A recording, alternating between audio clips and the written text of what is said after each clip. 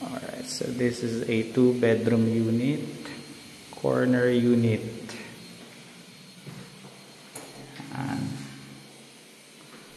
Corner unit again, 2-bedroom, 47 square meters. Ito yung first bedroom. Ayan, ang ganda niya.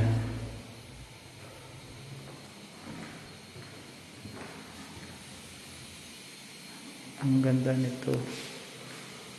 And that's your view, city view, no obstructions. Tapos ito yung master's bedroom.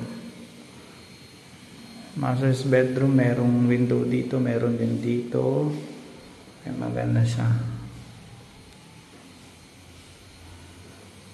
Dito din, may window. So maganda kasi may natural light. Tapos ito yung bathroom. Private bathroom. Tapos dito, pwede mong gawing closet. Ayan. Ganda nito.